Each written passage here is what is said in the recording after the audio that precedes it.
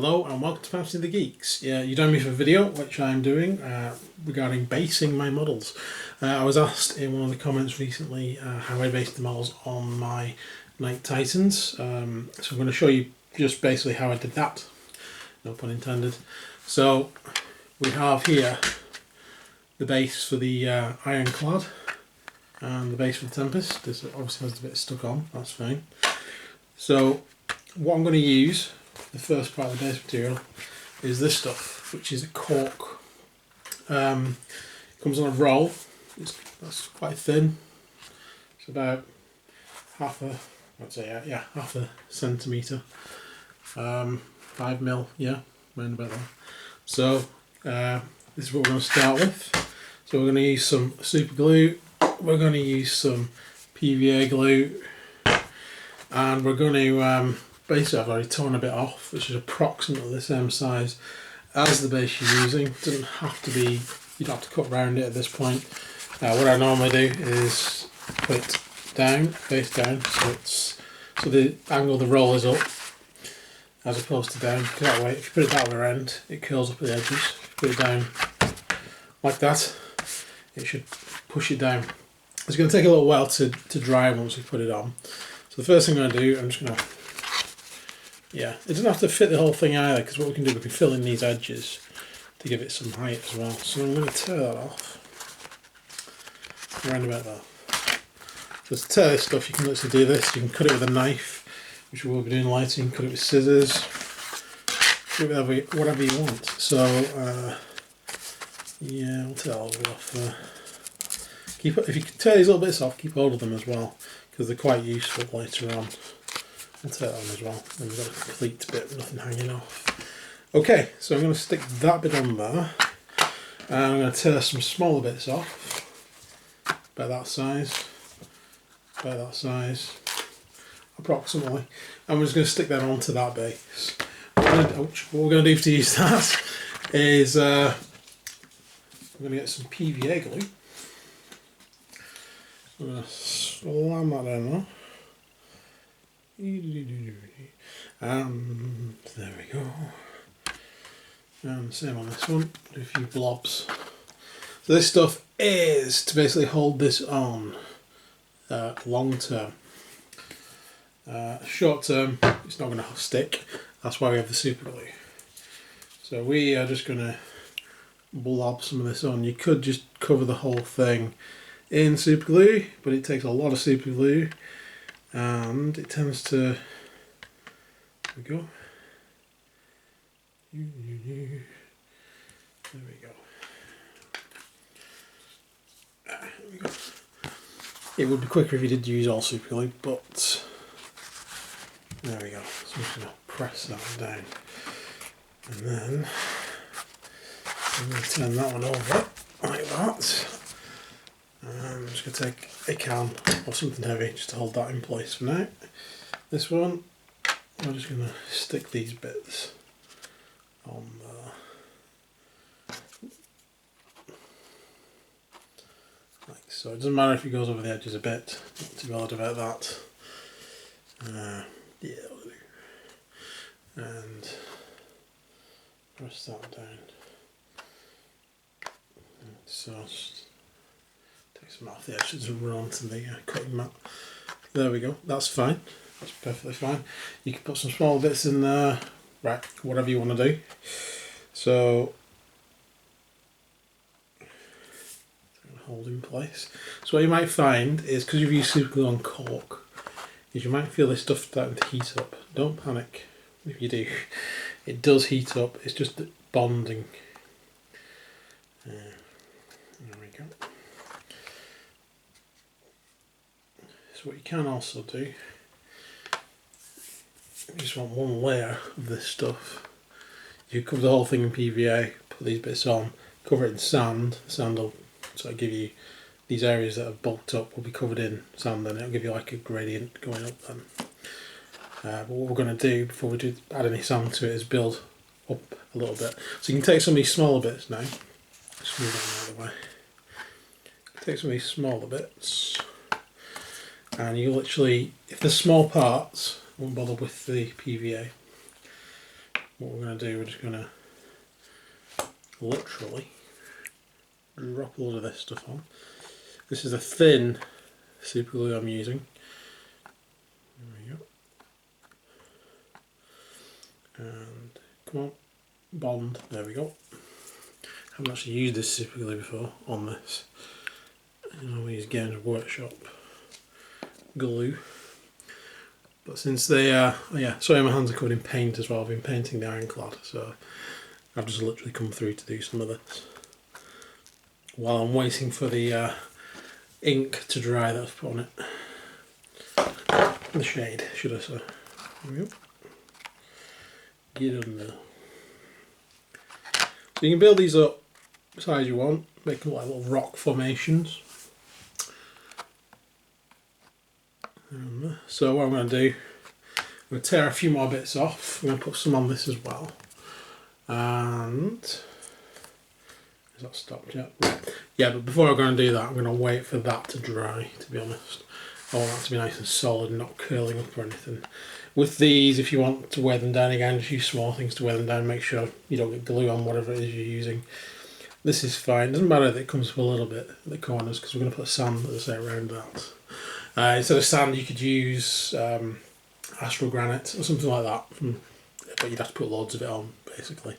And it's not very cost effective. Sand's the most cost effective thing. Sand and grit. So, I'm going to wait for that to dry. Then I'll be back. And then we can continue. Okay, so we've left this overnight now. That's stuck on there pretty well. Obviously the edges around there are still drying. But it doesn't really matter that much. That's pretty solid on there. They're pretty solid on there. I built some of this up to give you an idea of what you can do. Irregular shapes are best. That bit's a bit flat though. That's that side there. So what I'll do, I'll probably just cover that in extra bits of grit and sand later on. But that base is done. We're just going to do a few little mounds like that. The rest of that's going to be built up. I might have to, hang on. I'll just check that against the, oh yeah, there's plenty of room. I might build that up a bit more into like a bit of a bigger rock. Well, just by adding more and more layers of this stuff on in smaller and smaller quantities. So I'm going to build this up a little bit more. And then I'm going to let that dry. Which might take another night, depends on how long it is. But I'll be using more glue and less of the PVA now because we've got the main parts on. So this is the base I'm going to attach to it.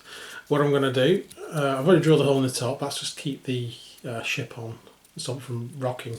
Because what happens with the Carriage and Overlord ships is they sort of sit on and they start to skew and then they fall. It's because of the way the centre of gravity is on them. These don't really hold them up that well. So what I've done, I've put a pin in the top just to stop it from rolling. Done. That's what I've done on that one as well for the frigate. So I'm going to drill another hole in the bottom of this, and I'm going to drill a hole through this just to hold this in place. If you look at that, it's a little bit wobbly. That's just because that's cork. So just to strengthen it, just to make sure and make me feel a bit better, I will drill a hole in the bottom of that and then through this. But I think I might put another layer on this as well, just to build it up a bit more. And then what I'm also going to do, if you turn it over, you can see it overlaps. You can leave it so it overlaps, so the base looks a bit more irregular. But I prefer to cut these off. So what I'm going to do, I'm just going to take the old knife. Here we go. If you've got any massive bits of it, you can just cut them off with scissors. In fact, you can use scissors. It'll just give you a bit less of a neat edge. I'm going to take a knife and then I'm going to cut through the cork in lines like that and just work my way around to take that off. And then I'm going to build that up. So I'll be back once that's set. Okay, so what I've got now, I've built a few of these bits up. I've covered up the flanks down, I've pinned that into place and just made it look a bit rougher. And we've got that on there as well. So the next phase is you want to put some paper down, which is why we've got this in the background, just to catch the sand from the next part. Before we do that, what we're going to do, if we've mixed 50-50 amount PVA glue and water. So we're just going to cover that over the areas we want some texture on. So that bit there, that's actually a little bit thin. It's not quite 50-50. Put a little bit more PVA glue into that mix. You want to use an old brush for this. I'm using an old Citadel brush, which is beyond help. Right, it's a little bit better. Yeah, that's what we want. Now we're just going to go around all these areas.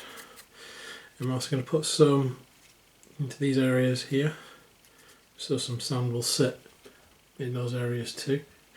I'm going to go ahead and do that with both of these, and then I should back them on. Okay, so there we go. We've applied some glue all over the place.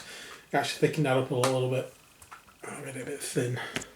The first thing I'm going to do, I'm going to take some of this. This is like a fine slate or gravelly type slate. You don't have to do this. You can use any kind of size rocks you want. Depends on the effect that you want to get. If you want this to be perfectly smooth and just like a gradient, what you can use is actually polyfiller. You can go over the edges of the cork with polyfiller if you wanted to. Obviously you'd lose the sort of ridged edge on the cork, which I quite like because it looks like rock when you've painted it up in grey. It's entirely up to you, personal preference. I'm going to put some more of that on there. There we go. So we've got some gritty type rubble or just small rocks, depending on the exact effect you want, and it can be any of those. There we go. Put a lot on there. So what I'm going to do is going to tip off the remainder of that. I'm going to gather that up, and I'll be back in a second. Okay. So the next thing we're going to do, I'm going to take some sand, just standard sand. Okay, I just throw this on, and I've got a little tea sieve that I like to use as it stops me from going on in big wodges. That should, the rest of the PVA glue that's left on there should be absorbed into, well, the sand should be absorbed into it.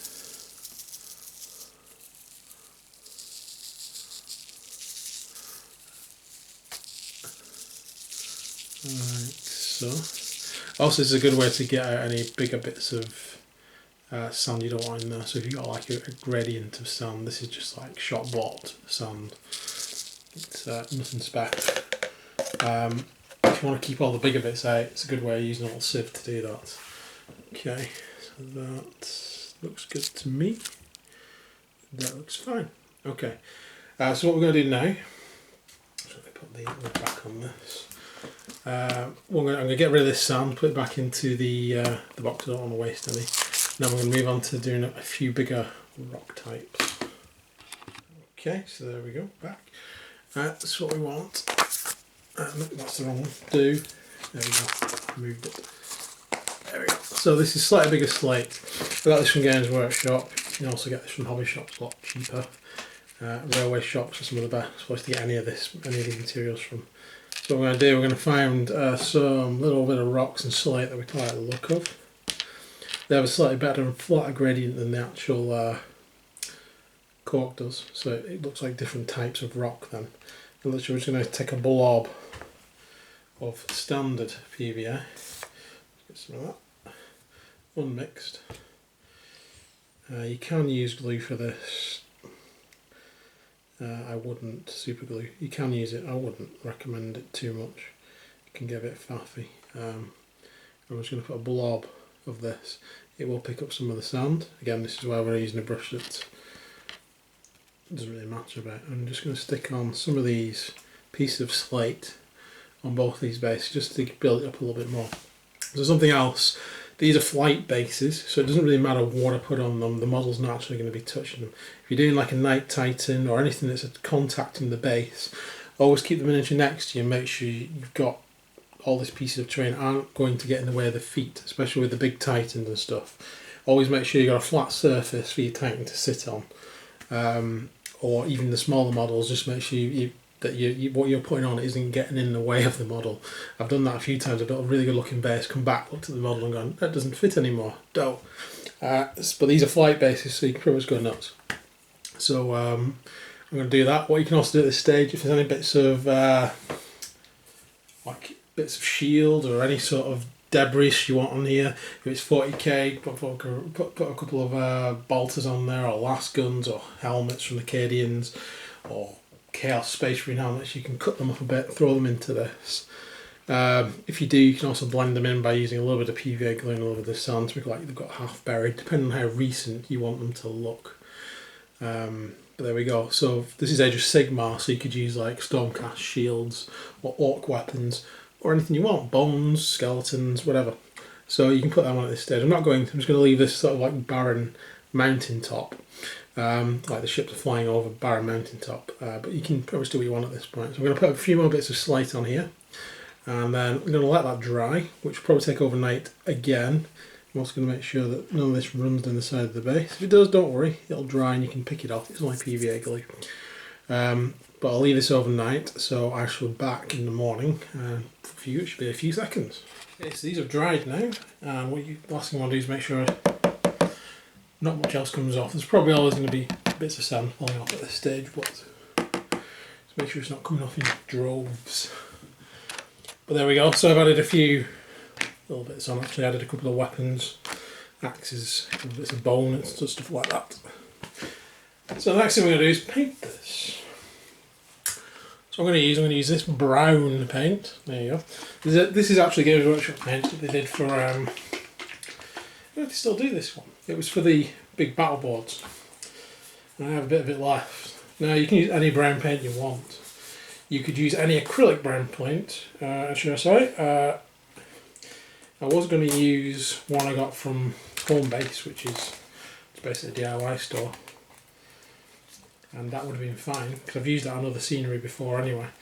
You can use Games Workshop paint. You can use Rhinox Hide or Mournfang. I think those are the two nearest.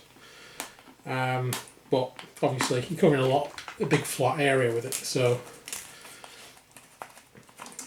it can be a bit of a waste. So I'm just going to pour some of this into an old spray paint lid, just for now. You can use any kind of container, doesn't matter. I like to reuse things that are going to get thrown out anyway. So that's the paint, that's what it looks like. I'm actually going to water that down very slightly, probably about 20% water, and then we'll take it from there. And then all I'm going to do is apply that across all of this, apart from the stands. You can use spray paint if you wanted. If you've got stands on it, you just cover them in blue tack. You can use anything you want basically on this. This is basically the painting stage. I'm just going to make them look a bit like mountain tops, so I'm going to start with brown to give it an under sort of feel and a bit of dirt feel underneath the stone. So I'm going to apply about 20% of this as water. So back in 1 second. So that might be a little bit runny, but if it is, I'll just add more paint. There's plenty left.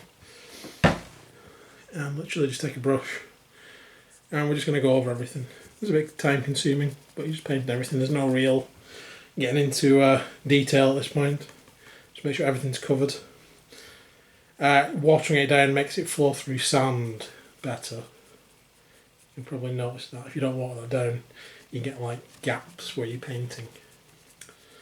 And it just flows a bit better when you water it down, just like oil paint. So I'm going to go ahead and cover both of these in this brown colour, and then we're going to wait for that to dry, and then we'll continue.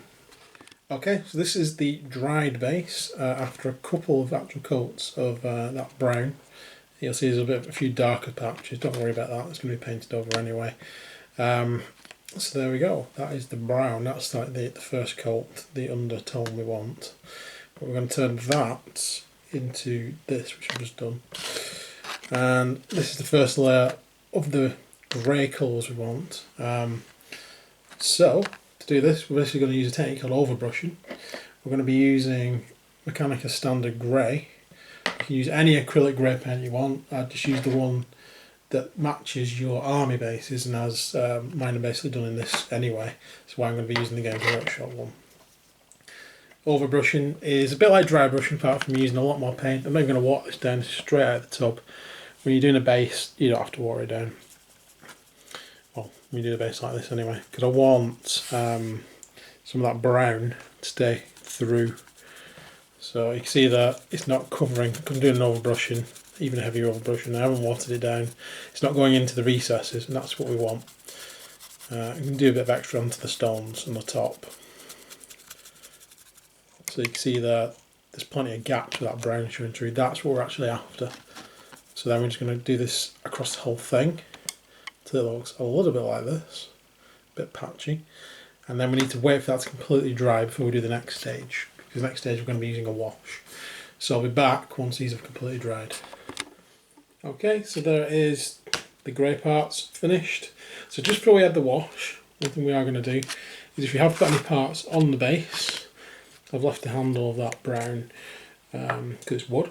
We're going to do any bone parts in Zandri dust, because it's a bit darker than Rakkar flesh. Any metal parts in lead belcher. So if you paint them at this stage, it means they look weathered and it looks like they're being sort of ground into the dirt a bit. If you want the stuff on your base to look a bit newer, probably just paint your whole base and then paint those parts on afterwards separately. So I'm going to go ahead and paint them on. Once that's dry, I am literally just going to cover the entire thing in Agrak's Earth Shade. So I'll not come back before that, so when I come back you should see these on and an entire layer of that over everything. So we'll be back once that's on and dry. Okay, so now the Agraks are dried. You can see on there. Changing tone makes it a lot darker. So if that's too dark for you, you probably want to brighten this up a bit, depending on what exact colour you're going for. Exactly what kind of style you want. What I'm going to do next then, I am going to take some dome stone, I'm going to overbrush most of this. So a medium overbrush, not quite a dry brush, not quite an overbrush, somewhere in the middle. So not too heavy, not too light. So again, I'm not going to water this down, but I'm going to make sure I use less. So I need a piece of tissue or cloth or something just to wipe off some of that paint. And literally we're just going to do that. So it's like a heavy dry brush or a light overbrush, whichever way you want to call it. So I'm just going to cover the whole thing in that, missing the little spots of different things. What we're going to do with them is we're going to give them the bone, the stabby bone highlight. We're going to give the metal parts a Stormhorse silver highlight. We're just going to highlight the edges. I want to leave a lot of that dark colour on like it's been there for a long time. So I'm going to go ahead and do that, and then once that's done I'll be back. So there we go, that's the next stage done. I've also put a bit of scrag brown onto the handle of the axe, because it's just a bit of wood, doesn't need anything too fancy. So that's the stage we're at. So there's one stage left for dry brushing. So you can either use long beard dry paint. I'm actually going to use Administratum Grey, and I'm just going to do a proper dry brush over what we've just done. For that you just want as minimum amount of paint imaginable to mankind, and you just want to pick out the edges just to highlight them, and maybe a little bit across the sand type area as well. So I'm just going to go and highlight the whole base, and then I shall be back when that's done.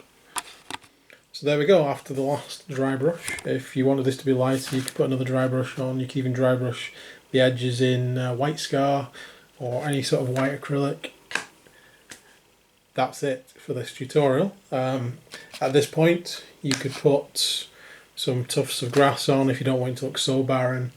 You could put like little bits of overgrowth if you want it to like a city that had been destroyed but then overgrown. You could put little streaks and little streams of like little bits of grass, little bits of foliage, you know, the stuff you get from the railway shops. You could put lichen on, growing in between the rocks and stuff, to make it like life begin to come back to it. Depends on exactly the effect that you want. What I might do with this, I've not decided yet. I might actually put some snow patches on. That would just be a case of putting some PVN and getting some of the snow effects. There's various snow effects out there. Secret Weapon snow effects, quite good. I've used that before. It's like broken up glass. In fact, I will show you that. Okay, so I've actually got a few little snow effects. So this is the Secret Weapon one. Crushed glass, Secret Weapon. Seeing it's had this for ages. hence the fact the label's a little bit worn away. But if you have a look at that, it's really shiny. It makes it look really icy. It's like, I don't know if the camera's picking it up very well. But it's basically a crushed glass thing. It's quite safe to touch. It's more like sand, texture wise. And it makes it look really icy. It's a good one to put on if you've got like melting snow. You want it to be glossy, so it's a bit runny. I've also got the Games Workshop set. To the label off that. This is like the set they brought out when they brought Space Wolves out. So you get like this fluffy snow in that. This is really good for like powdered, fresh fall snow. You also get little ice crystals as well in this set, and you also get rocks. The kind of rocks I was using, so it's a pretty good set if you want to do what we've just been doing. And you also get a few little tufts of like tundra style grass. Then there's also Warlords. Here it is. War Games World War on this song. And there we go. So this is slightly different. So while the Games Workshop one's powdery, this one is very much, you know, like cotton wool sort of effect. It's not cotton wool, but it's like, you can see even on my fingers there, the effect that it's got. It's very fluffy. What happens is it kind of melts into the tracks. I used it on Claire's Soviet tank to give it an ice effect. And what it does, it doesn't stay on top, it kind of goes into the tracks. Well, it's going into the tracks, into the gubbins basically. It kind of looks like it's melted in. It's not fresh snow, it's melting in there. And all three give slightly different effects. So I think what I might do on these bases, I might use a little bit of a mixture to give it some ice underneath, and then put some of the fresh Games Workshop style one on top. But you could equally use that as like the slightly melting one. And it's a bit obviously cheaper, you can see there, but I think it's more readily available than Secret Weapon as well. I don't know many places now that stock Secret Weapon. You can always go onto their website and buy stuff, but so I've had that for a while. It's really nice. I used it on the Malifaux models. But I think what I might actually use a mixture of these two, because it's more abundant, if you will. And I'll see how that turns out. Might even put a few little tufts on there. We'll see how it goes. So you'll see, I'm not going to do that on this video. I'll do that because it's just personal taste, whether you want to do it in snow or you want to do more of a green effect or like a ruined city effect. It's entirely up to you at that point. So you'll probably see these again when you see my airships in action and my guys flying around. So I hope you've enjoyed this video. Please like and subscribe, it helps out loads. We're also on Patreon now, so if you feel like pledging on Patreon, feel free, it helps out. Anything you give us will help us to do more videos. Don't feel you have to, but anything you can spare would be helpful. Okay, so thanks for watching, and take care for now, and see you again soon. Bye.